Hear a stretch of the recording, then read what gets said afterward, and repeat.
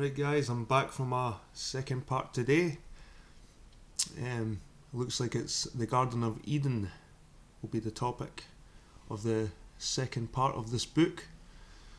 And like I said before, it is interesting stuff. It's interesting stuff, guys. When we read earlier about the oryx, the white bull that was so wild with its fierce horn, got me thinking about the unicorn. They said it nearly killed Robert the Bruce, this oryx. I think it's extinct now in Scotland, this oryx, this white oryx. It used to have a sharp horn. But the unicorn is the symbol, is the animal of Scotland. I think it was actually based on this oryx, the unicorn. So there's lots of wee nuggets kicking about in there.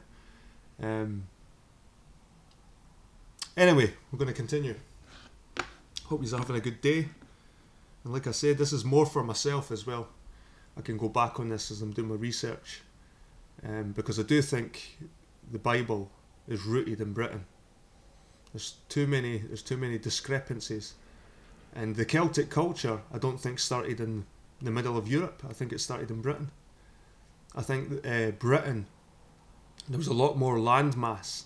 I think there's been a catastrophe, either a celestial catastrophe like a comet hitting the north, or a volcano exploding and making the northern people move down to the Mediterranean, down to Spain, down to Italy.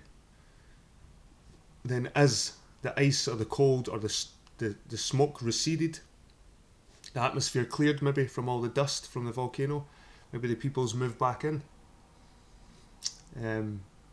It's just interesting. It's interesting stuff. Right, I'm going to continue with the Garden of Eden.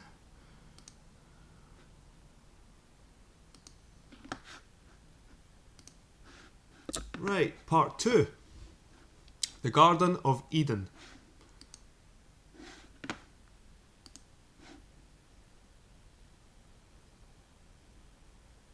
Avebury, city of Hercules.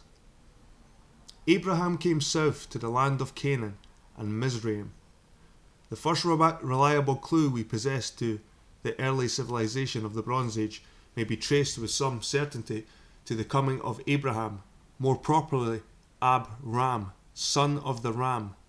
That is a spiritual son of the god Ammon or Hermes, the deified genius of Magiism or Druidism. Ab-Ram becoming the arch-magus or chief druid of the south. Sometime about 2160 BC, according to the Revised Bible chronology, and as stated by Josephus in his Antiquities of the Jews, the patriarch led a strongly armed following of Hebrews, Iberes, from the ancient parent city of Ur to the Chaldees, conducting them eventually to the territories named Canaan and Mizraim, where he built up a powerful state, later called Israelite. Indications point to his success owing to his possession of firearms when such were very scarce and difficult to obtain. He was initiate into the mysteries of the Kabiri gods and was himself described as the son of Terror, a maker of magic instruments, and hence the word teraphim or terror images, no other in fact than fire weapons of war. Teraphim in the investigation of the past importance of firearms cannot be too strongly stressed. We are aware from modern histories of the effect of firearms when first used against savage races, the terror they caused, the savages' immediate subjection and the tendency to defy the owner of such magic. In prehistoric times, when the possessors of such firearms employed them, the same results were obtained, and these pioneers cleverly made a profound mystery of such so that their victims believed they were mighty gods, as we know from the scriptures themselves. Abram was himself an initiate, as the son of Terah implies, and brought with him his Kabiri gods. Otherwise he established armament factories as well as hidden underground in some cave or convenient secluded area. The centre of this industry lay first at Hebron, explaining its name of Kiriath Arba, the city of the four being the number of the Kebri gods, 3 being mystical allusions to the magic powers, and the 4th being Hermes, or Cadmilos, who presided over them. It was a possession of these powers that gave Abraham the predominant position the patriarch required among the people of the south, as yet innocent of such knowledge. Josephus, the Jewish historian, describes Abraham as a man of great sagacity and understanding, who is determined to change the opinions of men then held about God, and for which reason he decided to march southwards and institute his own state. He came with an army out of the land of the Chaldeans, and then, marching towards his destination, founded Hebron, the city of the Hebrew. Presently, when famine prevailed in Canaan, hearing of plenty in the land of Mizraim, translated as Egypt, he advanced thence in strength, his pretext being to know what they said concerning the gods, a provocative curiosity which may be better interpreted as a hostile challenge. What he actually accomplished was to impose a heavy tribute on the Mizraimites, as admitted in Genesis, although the equivocal words gifts is enlisted to explain the payments. In return, he imposed upon them his new deity Saturn, who discovered he apparently made in Ur. Josephus practically omits the compulsory conversion of the Mizraimites when he says that Abraham, determined to renew and to change the opinion of all men, happened to have the concerning God. The historian explains that the patriarch was the first to declare that there was one God, the creator of the universe, and that irregular phenomena visible on land and sea, a reference, it would seem, to contrary and meteoric bodies so dreaded by the Chaldean or Gnostic sages, the sun, the moon, and other celestial bodies were all controlled by a supernatural all-seeing eye above. Ooh, he sounds like the first Freemason. And that's another thing, we're talking about the Celtic culture, the Bible, and also when you look at Freemasonry, there's a lot of this in it. There's a lot of it. It's seeped in this. The pillars. And I think it's a clue, the Bible's a clue to the history of the ancient peoples and the ancient tribes. Whatever the Pharaoh's reaction to this new doctrine may have been, he was obviously frightened by Abraham's demonstration of some hitherto unknown power and hastened to placate him. He was ready to pay heavy tribute if he would but quit his territories, as also was Abimelech, the Palestine king of Gerar, although the true significance of these negotiations is obscured under a wealth of obscene irrelevancies in the book of Genesis. Abraham had strong grounds for remaining in those parts for reasons to be shown in due course, but if he exploited the Mizraimites or Egyptians or Philistines and continued to occupy an important part of the country, he also taught them much of material value. Josephus says that he communicated to them arithmetic and delivered them the science of astronomy, for before Abraham came into Egypt they were unacquainted with those parts of learning. This Cushite invasion from Ur thus seems to afford the likely explanation of what Diodorus has to say about the Ethiopian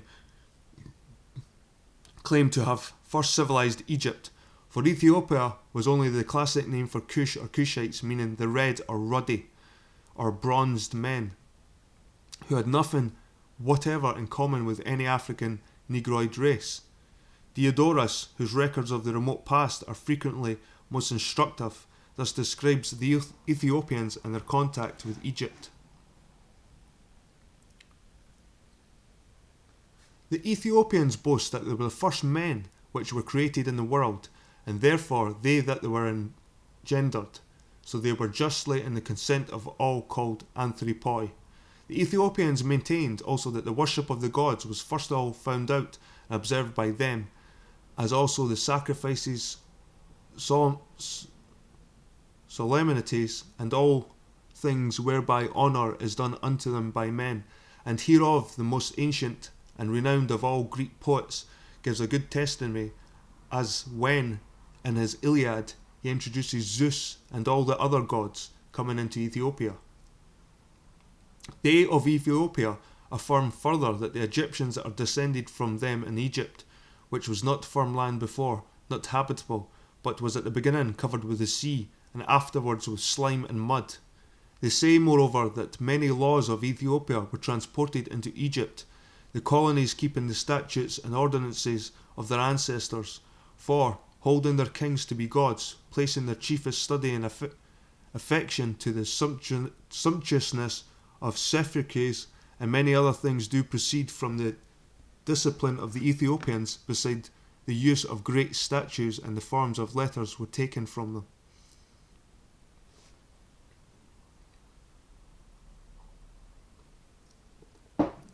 I suggest that we may attribute these allusions generally of Diodorus as relating to the culture originally brought by Abram from the Chaldeans. Whether we use the term Ethiopian or Chaldean, they claim to have been the first civilizing race, first to worship gods, impose them on others, as did Abram upon the Egyptians, caused their own kings to claim divinity, as might be said of Abram and his successors, and produced huge statues, probably whose monstrous relics are yet to be viewed in certain parts of the British Isles. That a vitally important part of Egyptian territory was not firm land, but largely covered by the sea, and territory was not firm land, and swamps relates, as can, I think, be proved to Somerset, where Abraham was so active and largely dwelt, as will be shown. For the rest, Diodorus appears to indicate that the Egyptians were not so amazingly ancient in their culture or history as our modern Egyptologists are so active in claiming, among whom the late Sir Arthur Evans and Sir Flinders Petrie were prominent. Sanchoniathon of Tyre throws a brief but valuable sidelight of the invasion of Abram, calling him Tot, a name for Hermes, saying that the Kronos, king of Phoenicia, travelling in the south, gave all the country of Mizraim to Tout, whom he describes as the secretary of Kronos. Canaan he terms Shna, and states that Osiris, the brother of Shna, was taught the mysteries. Actually, the Egypt of Abraham is named Mizraim in the OT, and Mizraim really signifies the Philistine lands, for as Josephus records, the Philistines were Mizraimites, but this gift of Mizraim by the god Kronos Saturn, high-handed as it might seem, is also confirmed in the book of Genesis, viz. In the same day the Lord made a covenant with Abraham, saying, Unto thy seed I have given this land from the river of Egypt, Mizraim, unto the great river, the river Euphrates, Heb Perath, and I will give unto thee and to thy seed after thee the land wherein thou art a stranger, all land of Canaan, for an everlasting possession. Nevertheless, this sweeping statement proved illusionary, because in point of fact the territories in question, and only they in part, were in possession of Abraham's successors for just over 500 years, when the Philistines drove them out of the land. However, the patriarch established himself firmly in Mizraim as a self-divine personage, among an alien and hostile population, whom he dominated by force of arms, as did likewise his successors. He claimed to receive the injunctions of precepts of his god Kronos Saturn, and became the Ram or Rama of the south, a claim to divinity playing a vital part in the history of the Mesmerite lands, and, as Diodorus implies, was later adopted by the Egyptian kings. Ram. Oh. That's starting to ring a bell. An outstanding feature of the occupation of Canaan by Abram was his building of the city or fortress of Hebron, with its strong tower or citadel outstanding because of the leading part it played in early Bible history.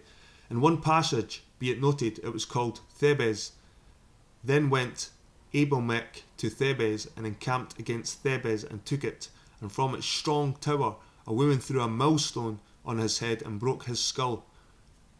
For centuries it remained the citadel of Israelite power in those parts, with Ramah adjoining, until in the 8th year of David we may gather from scriptures, and also Josephus, after prolonged and bitter wars, the Israelite tribes were driven out by the Philistines or Mesmeramites and migrated to another region, where they successfully captured the city of Jebus, named it Jerusalem, and made it the capital centre of their new and subsequently flourishing state.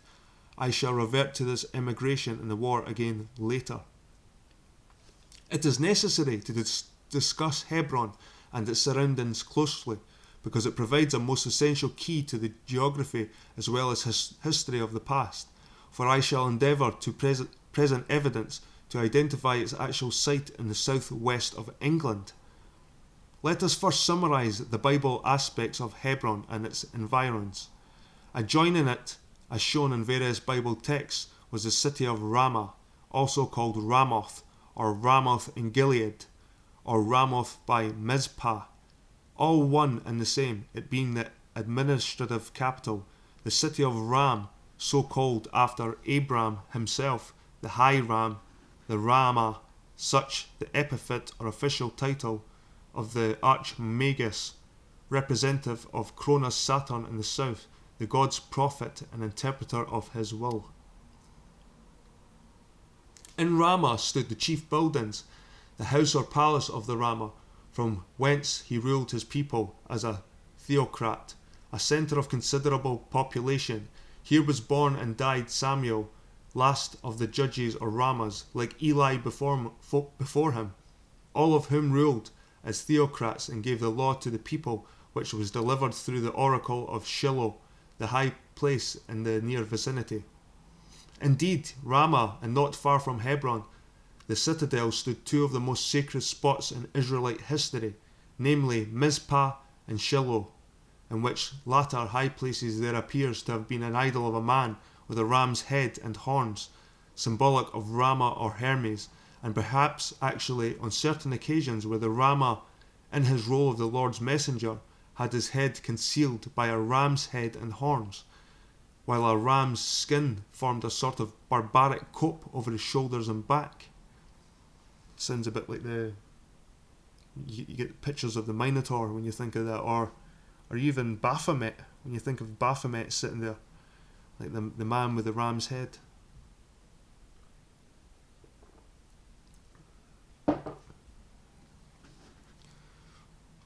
All these outstanding and characteristic places, Hebron, Ramah, Mizpah and Shiloh, may be identified as Avebury, Wiltshire, and in its immediate neighbourhood, all being interconnected.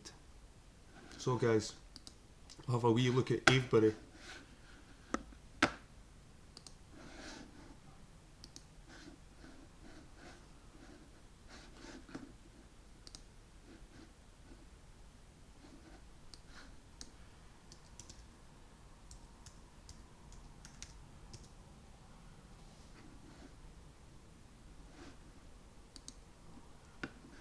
This is Avebury, Standing Stones. You see it's near the bottom of Britain. But it's famous for the standing stones and the Stonehenge as well.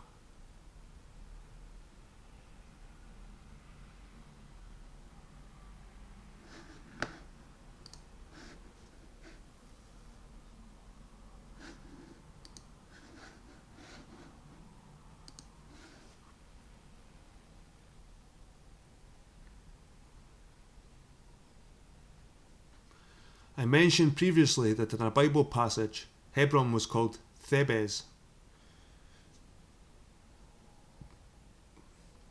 This takes into consideration another supposedly separate city of ancient fame named Cadmean Thebes. Let us see what it has in common with Hebron.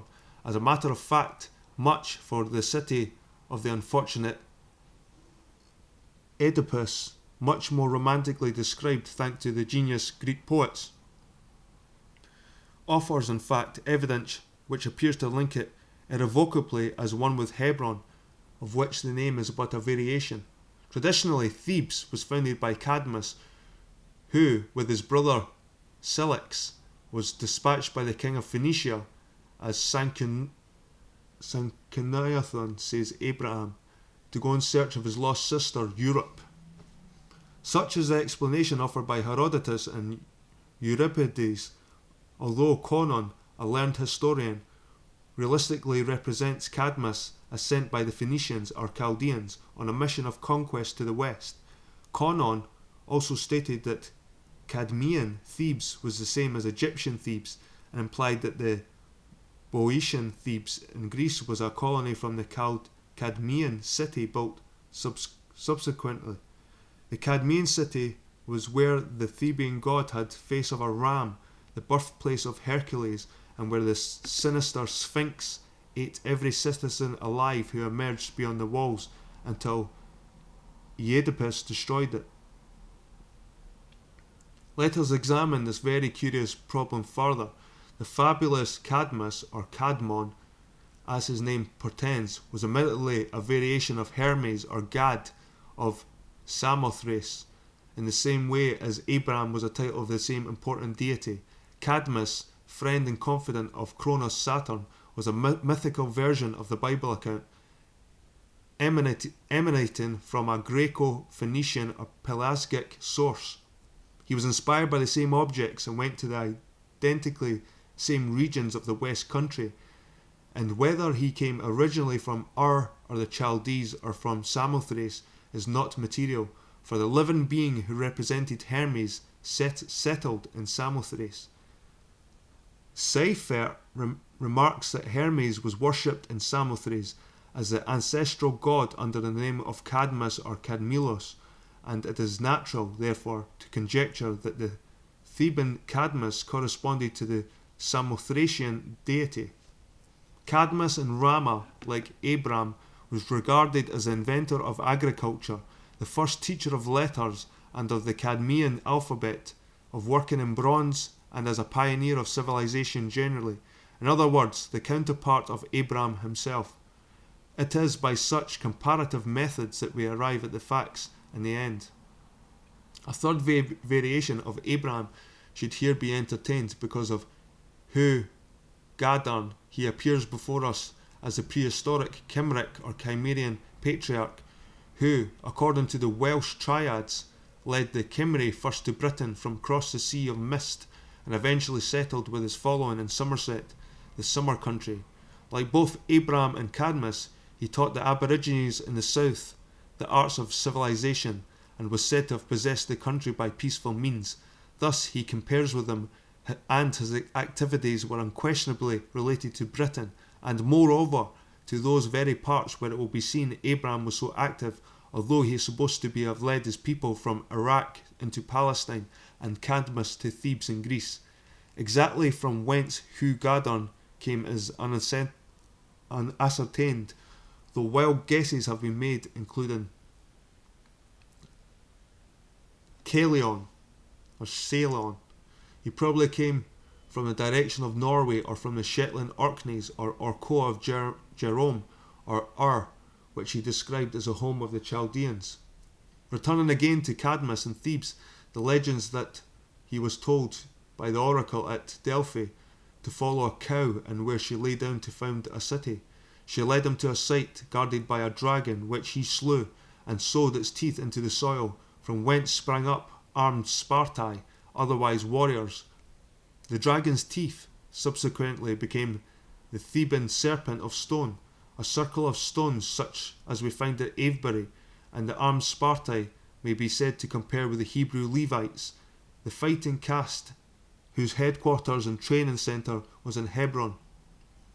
As Cadmean Thebes was renowned as the birthplace of Hercules, to whom immense igneous monolithic stones were sacred, it also brings into a like category the fact that Mizpah, a heap of stones adjoined Hebron, was also a most important site in early Hebrew history, the site where Jacob and Laban set up pillars. And this is where I was saying about Scotland and the stone of Scone, stone of destiny. It was meant to be the same stone that Jacob slept on. according to the Bible. And that's why every king and queen is coronated on that stone. It's placed under a throne. So why is this so important to Scottish and British royal bloodlines? From consideration of these matters, let us turn to the Egyptian record of these same matters. If we study the vestiges of the work of the Egyptian historian and priest Manetho, it is soon realized that the interpretation of Egyptian history of this period and after differs fundamentally from that of the OT, which is not surprising, seeing that the people regarded the invasion of their territories as a hostile act which existed for 511 years until they were finally expelled. From the Bible we obtain, as would be expected, the Hebrew conquerors' version of what Egyptians and Philistines regarded as a wanton usurpation. Therefore, anyone studying this period on its merits and not as a religious subject cannot ignore Manetho, high priest of the temple of Isis at Sebennytus in the time of Alexander the Great, a man of the highest repute for wisdom and versed in both Egyptian and Greek lore. He wrote in Greek in order that the world could judge of the truth of his statements, and though most of his history is lost, his list of dynasties has survived, but quite unjustifiably mutilated to a devastating extent by modern Egyptologists. Manetho describes how, in the reign of a king named Timaeus, there arrived in Egypt men after a surprising manner and of ignoble birth out of the eastern parts, to whom the Egyptians accorded the name of Hyksos, signifying shepherd kings, because they brought and collected great herds of cattle and flocks of sheep, as we know did Abram and his followers. These newcomers subdued a considerable part of Egyptian lands, because the latter dared not to hazard a battle, realizing the invaders' superiority in arms. The Hyksos burnt down towns, destroyed their temples, slew many and took their wives and children into captivity. The name of the first Hyksos king or chief is given as Salatis, who compelled the Egyptians to pay tribute and placed garrisons in their cities.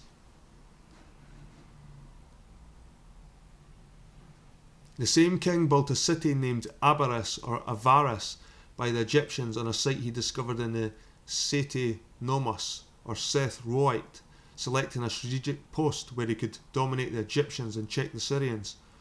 Abaris was founded with strong walls, and here Salatis maintained a garrison of 400,000 men, whence he repaired every summer from Memphis, where he principally dwelt, to reap the harvest, hold military manoeuvres, and pay his soldiers. After 13 years he died and was succeeded by another like him, and Manetho mentions by name 5 of the following kings or chiefs, who included Salatis, ruled for 250 years, but in all the Hyksos overlordship lasted for 511 years, when they were driven away after a long and bitter war.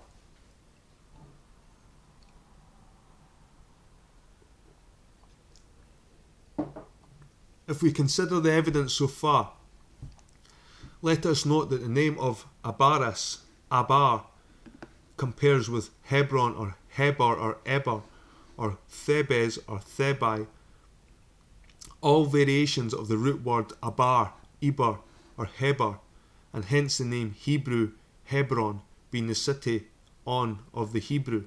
In addition, note the name Abaris or Avaris is very similar to the name of Avebury, also known as Avebury, and such described by the Jacobean antiquary Dr. William Stuckley. Moreover, we find in Avebury, apart from nomenclature, a remarkable point of comparison in the description of Manetho accords to this capital built by Salatis. He says it was a city of Typhon, so called for theological reasons. Mythologists are aware that Typhon, hence our word typhoon, was another name for Set, the evil brother of Osiris, whom he murdered according to Egyptian belief, who breathed fire, lightning, and destructive winds, and was hurled to the earth by Zeus or Horus. Set was figured as a huge celestial serpent with 100 writhing heads and various fearsome voices, all of which imagery pointed to the comet, a fearful god who drained down rocks and stones, and hence the myth of the dragon's bones sown by Cadmus. So when Manetho says that Abaris or Avaris was a city of Typhon for a theological reason, he can only have had in mind the stones which have been placed in situ in this vicinity.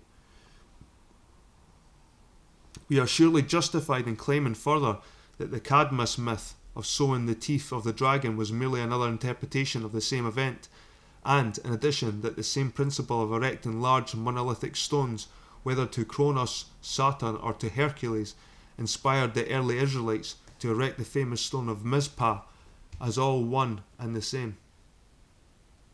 The solution of this ancient event, I contend, may be identified, and only identified, at Avebury in Wiltshire, near Marlborough, where we find the largest stone circle in the world, erected of unhewn igneous monoliths, and on the southeast joined by a winding avenue of like stones, providing the relic of an immense and sacred prehistoric monument which some believe to have been designed in the shape of a winged globe, a very significant symbol of the past. The centre of a winged globe, a circle enveloped by serpents, depicts a fiery mass with wings to suggest flight and a long tail, thus depicting the terror of the skies, the comet. A curious aspect in conjunction with the site of Abaris is that Manetho, as mentioned previously, referred to the region as Seth Roit, which may translate as the Seth root or road, Seth being a mere variation of Set, the evil one, after but not before the great catastrophe. It is no coincidence that one of the oldest and most ancient roadways in England, now the Great West Road, passes little south of Avebury Circle and has to make a detour to avoid Silbury Hill, and this road of all time has been dubbed by the early Saxon invaders the Devil's Highway. At this junction with Avebury and environs under our gaze, we should consider Bible references to Hebron. In proximity to the fortress of Strong Place lay Ramah, the administrative and residential city, and nearby stood the famous Mizpah or Mizpeh, the Palace of the Stones. Mizpah, in conjunction with the high place, Shiloh, provided the most sacred centre of early Israelite events, or it may be more correct to say, was the heart of the nation. It first emerges when Laban, seeking the teraphim which his daughter Rachel stole, met Jacob in the sanctuary of Mizpah, where they healed their differences and set up pillars of stone as a witness. In the ensuing years, it became the great sanctuary where the tribes foregathered in times of stress and disaster, a sort of national parliament to decide events of the great importance, when they usually sought the guidance of the god on the height of their joining Shiloh.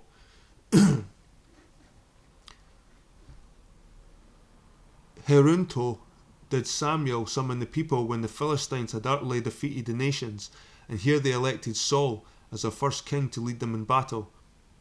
They had met the previously in Benjamin's rebellion and walked from Mizpah in Solomon's possession to the house of God on Shiloh. Mizpah, central emblem of Israel, as a palace of sacred stones, can surely be identified as the same stone dragon as the Theban round temple, or as Manetho's serpent Typhon. The vestiges of this once great site are recognisable. I claim in the Avebury Circle, covering over 3/4 of a mile in circumference, with its mile-long avenue of stones leading into it from the southeast, starting at Hackpen Hill, Celt, Hack or Hag, Serpent, Pen, Head, head of the Serpent, now named Overton Hill, and some believe having had originally a similar avenue from the southwest, thus providing in stone the design of a vast celestial serpent, head, tail and coil, which may have been suggested the origins of that beautiful symbol, but one of sinister purport, the winged globe or circle. Linked closely with this great temple, Silbury Hill, covering 5.5 acres, 130 feet high, the highest artificial pyramidal mound in Europe, situated a mile south of the Great Circle, may be likened to the sacred Shiloh, and is almost identical with its name. And in the north, of this considerable area, guarding the ancient British city, towers Barbary Castle, an immense prehistoric fortress along the northern escarpment of hills, once evidently a castle in fact, with stonework and walls. We may be justly propose that here lies the site of Hebron, of which Barbary may yet preserve the memory. Finally, below Barbary, in the east of the Great Temple, spread the vestiges of a prehistoric British city, whose importance may be gauged by the existence of no fewer than 5 enormous long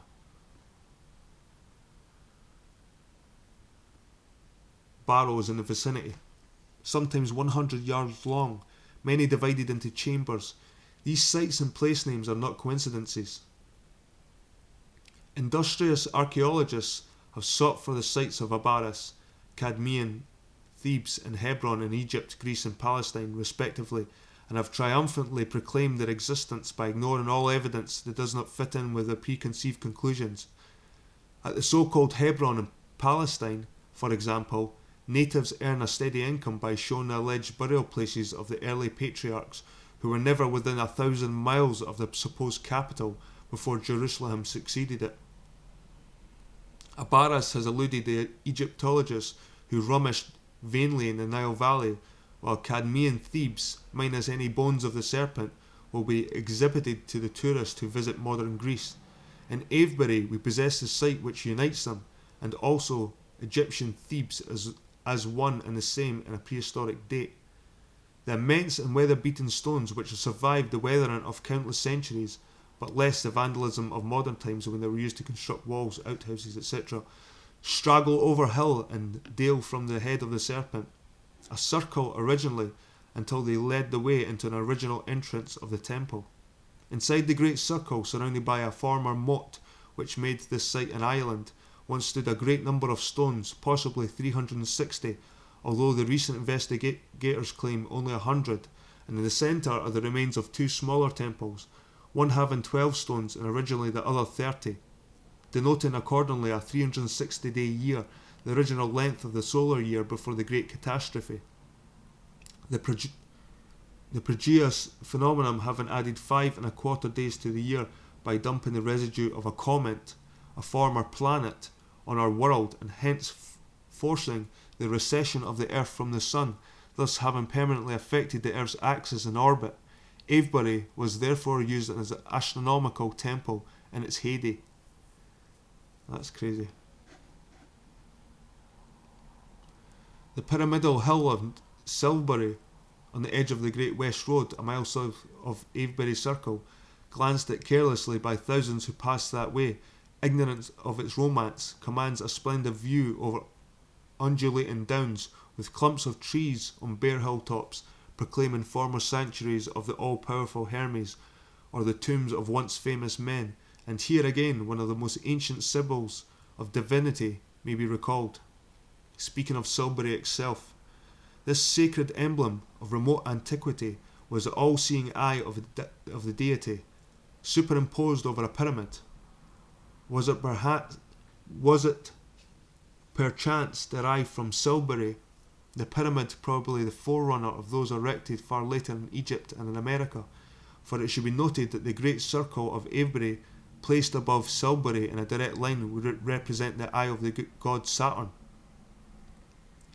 But this much we may opine, in company with the learned Canon Bowles, who devoted so much attention to the antiquities of Avebury, that on the summit of Silbury originally stood the temple of the god Hermes, or Ammon, or Ham, where the deity had his shrine, whither the early Israelites climbed to consult the oracle, and where, we may suppose, took place the legendary scene when Hercules, whose natal city was Cadmean, Thebes, visited the temple of Ammon and demanded to see the god himself in the form of a ram, and the resultant shifts the priest was put in order to satisfy him.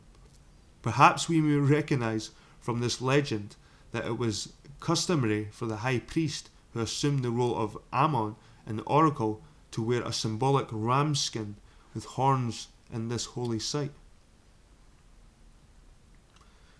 When it is realised that in the peaceful surroundings of Avebury, where today a hamlet of farms, a church and a hostelry have partially invaded these immortal stones. Thousands of years ago were witnessed these scenes of intense emotion at the pulsating heart of a nation. It may serve to conjure up sombre thoughts of the mutability of human endeavour. We may sorrow that this once vital centre of man's activity should have passed by like a wave, leaving so little in its wake, so little visible to ensuing generations, and that its great fame should have been dispersed to a completely alien surroundings, except for the huge stones here and there, whose significance has long ago been forgotten, and how puny appear a man's endeavours when we perceive how the rolling chalk downs have smoothly covered and artfully concealed the sites of former great activities. Until today, little that is unusual strikes the unpractised eye. Yet, to receptive minds all over, there prevails a feeling of brooding silence and unsolved mystery. To the vision of an observant antiquarian, this ancient haunt of a man offers a constant source of interest. From the summit of Hackpen Hill, Overton Hill, where once stood a cromlech and a circle today railed off and marked with stakes by Her Majesty's Office of Works, and where remains of ancient sacrifices were discovered, an ancient trackway called the Ridgeway leads to the former site of the British settlements, with signs of many former streets or tracks where once stood, according to evidence. The city of Ramah in the chalk country of Gilead, the administrative centre of Israel in the land of Canaan, and from whence other tracks radiate like those spokes of a wheel in all directions. Mr. Hippisley Cox terms it the ancient hub of England, and among others matters are indications of a former canal system. North of these parts, along the steep escarpment of hills which offer a grand natural defence to the north and east, stands Barbary Castle with its prodigious earthworks. It stands 889 feet above sea level, and its selected position indicates its strategic importance in the eyes of its builders towards possible hostile dwellers north and east. The escarpment in question may possibly have been partially artificial, so remarkable is the contour of the Marlborough Downs, which form here a complete semicircular arc, thus providing a powerful defence of the city below them. Nor is this all. In the direction descending towards the southwest, this escarpment becomes Hackpen Hill, with a height varying between 700 and 800 feet until it terminates at the head of the Serpent, where it descends to 559 feet. On the eastern side, it arches to heights over 700 and 800 feet. It declines at Ogbourne, St George, where the little river Og takes its rise, and then it elevates again, stretching below the town of Marlborough at its southern eastern extremity. The defences are carried along the south, also if we include that queer artificial rampart known as the Wansdyke, which stretches from Portishead at the mouth of the Avon in the west to beyond Savernake Forest, a gigantic line with forts and terraces in the east, its highest elevation being nearly 40 feet opposite Avebury throughout its entire length. Many believe that it was erected by the Belgae or Saxons as a defence against the Britons on the north, but there is evidence that it was a British defence to foreign invaders from the south. The British settlement, which I propose was Ramah, lies inside these imposing defences, and which stretch over an area of more than 4 square miles. In and about it sprawls the huge quarry of sarsen stones whence the temple was originally erected. In the neighbourhood are various tumuli, the great ruined dolmen called the Devil's Den, and beyond in the north glooms Rim, Barbary Castle. There is another clue to the past in this region in the River Og, a significant name in many ways. Ogygia was the earliest known name applying to Egypt, and as will be seen in this part of the original Egypt, and was associated with the Ogygian flood, which traditionally afflicted Thebes at the same time as the Deucalion or Noah's flood. Ogyges was the legendary name of the earliest king of Thebes, and one of its 7 gates was called Ogygeion, which probably stood where now the village of Ogbourne Street George on the river Og. Josephus recounts that Abraham dwelt near the Ogyges at Hebron, which tends to identify him with both Cadmus and the king Ogyges. Moreover, we have renowned Og, the Amorite king, who ruled in Bashan, and as we are told in the scriptures, also at Baal Ammon, which seems to relate to the oracle of Ammon or Hermes or on Shiloh. The giant Og, which name was evoked as the Amorite king of Bashan when land was overrun by Joshua, must have passed away many centuries before, and as the Bible text suggests, was some ancient but famous personality of the past, just as his iron bed carefully preserved at Rabbath Ammon implies an archaic and valued relic of antiquity. Indeed, it would appear that Og was Abram, and it seems to have related to this role of a teacher, as Hermes was a teacher, orator and lawgiver. The Celtic name for the earliest form of writing, Ogam or Ogam, was derived from the root word Og, and in addition, Hermes and his character as a teacher of knowledge, hence epithets like taught, thoth, etc., was called Ogimus by the Celts, and was depicted as an elderly man with an almost imperceptible stream of golden words proceeding from his lips to indicate eloquence. Og, therefore, in this area, in conjunction with the separate claims of both Hebron and Thebes, is of significance. From Og we return to Silbury Hill, so akin in the name to Shiloh, as stressed before, the original Israelite seat or oracle of Ammon, where he pronounced the will of the god Saturn, and where for long the sacred ark was kept. When Joshua carved up the land he had conquered by the sword, he chose Shiloh as the seat from which he divided up the region and gave new boundaries to the tribes he commanded.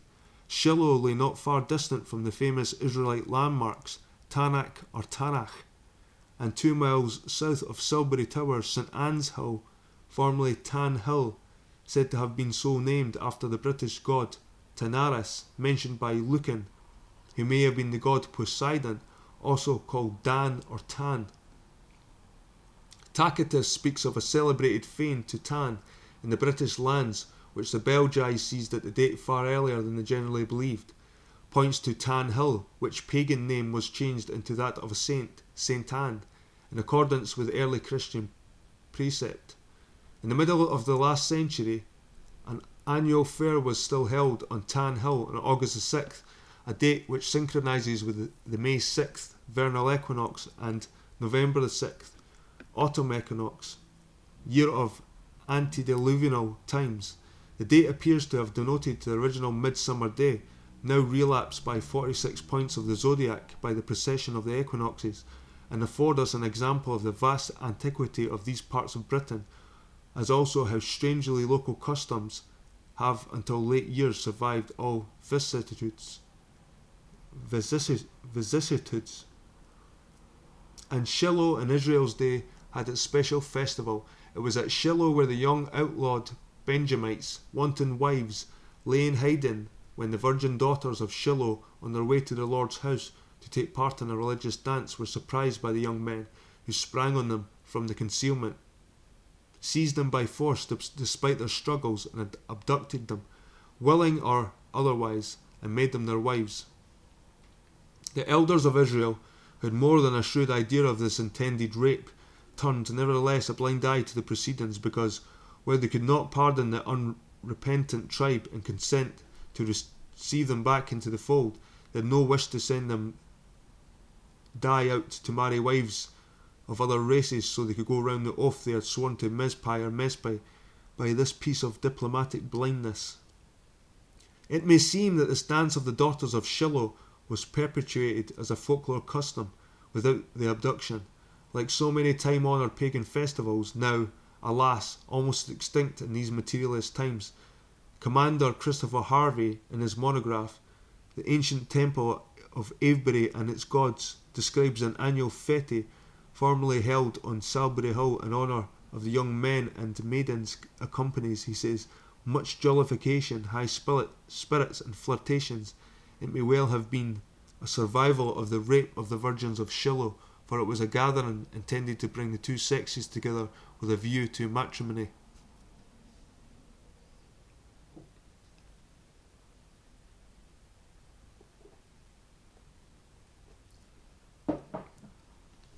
Another local tradition of Silbury connects it with the burial place of prehistoric British king named Seal or Shiel, who recalls King Saul. That unfortunate monarch, a Benjamite, was familiar enough with these biblical parts and was slain in battle by the Philistines at Jabesh Gilead in the Chalk country. David sent to recover his bones as well as those of Jonathan, his son, to have them reinterred in a place called Selah or Zelah, a name often adjourned as a sanctuary. The name resembles Silbury or Shiloh. Bible names frequently vary, and there are many long barrows in the vicinity of Silbury Hill where Saul might have been buried, for Ramah was his capital during his stormy reign. Place names, admittedly, are often illusionary, but for all that they provide considerable collateral evidence because landmarks tend to retain their names even with a change of masters. We see how Hebron in the Greek Manetho could become Abaris, and how both apply in nomenclature with Avebury or Avebury, their identity being supported by all the other testimony brought forward. We have another example of this name Abaris in the mountains or hills of Abarim, where Moses assembled the Israelites, and upon a height of which he climbed in order to obtain a distant view of the land of Bashan. He was ordered by his deity to get thee up on the mountain Abraham into Mount Nebo, which is in the land of Moab, and behold the land of Canaan, and die in the mount whither thou goest up. Moses obeyed and perceived all the lands of Gilead unto Dan, unto the utmost sea. He was said to have died on Mount Nebo, and was buried in a valley in Moab, but the text says somewhat contradictorily, but no man knoweth his sepulchre to this day. Before this we have the account of how Balak, king of Moab, prevailed on Balaam to curse the vast numbers of invaders and took him to the top of Peor, whence we have the obvious Hadashah or pious legend of how the angel prevented Balaam from proceeding, and how Balaam, instead of cursing the huge concourse, stayed to bless them. All this happened in the region of Og in the land of Bashan, in the neighbourhood of Abraham, not Abiram. Is it merely a coincidence that the highest point of the escarpment of hills north of Avebury is named Nebo Farm to this day? Or that, farther eastwards on the borders of Wiltshire and Berkshire, a mile southwest from Membry Camp, we find the height named Balak Farm? How come these most unusual names to be in the very places where they fit in with the biblical accounts, unless it be that they perpetuate the memory of a great overthrow in a prehistoric time? Strange as it may seem, such landmarks do survive unless some subsequent reason cause a change in the name, and these sites, precious as they may be in our eyes now, offer no occasion for such a change. Nebo and Abiram, Nebo and Avebury, Balak and the hilly regions of east of Abiram, where we gather and dwelt the Moabites towards the great river. It is not improbable that the temple at Avebury, majestic and imposing as it must have appeared in those long distant days, with every stone in place, with Silbury Hill beyond, and the city of Ramah gleaming in the sunshine, we may have given the name of Canaan to the adjoining regions, for the word Can or Can signifies a serpent, and here lay the focus of a civic and military life. The draconic aspect of the Great Circle must have exerted a considerable influence on the minds of succeeding generations, not only because of its immense size and significance, but also because it was almost certainly the first such type of serpentine temple ever erected. Hence, therefore, we find Stephen of Byzantium declaring that the Typhon was struck down by the lightning at Heronopolis, the city of hero Hercules, of Apollonius Rhodius, stating that the Typhon fled from Zeus as far as Pelusium, in which the neighbourhood stood Abaris, and Herodotus that Typhon lay unchained in that area. All of which traditions intimate that through the ages classic writers associated Typhon, the serpent or dragon thrown down from heaven, with Abaris, and that it was the Egyptian city of Hercules. More could be said on the important relationship of Abaris or Avebury to Hercules and the pillars associated with that hero or deity, but for the present it will suffice to record that these classic authorities are all related with the bones of Siphon or Set, otherwise the great monoliths, with Abaris, and that we have seen also that the same city was Hebron or Cadmean Thebes.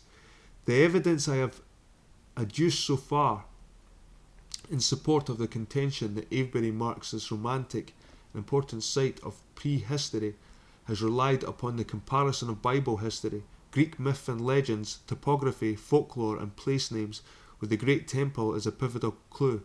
There is other testimony which will still further clarify the conclusions tentatively advanced, and that its situation compared with other important prehistoric sites and settlements which lead towards the fitting together of the past like the pieces of a gigantic mosaic.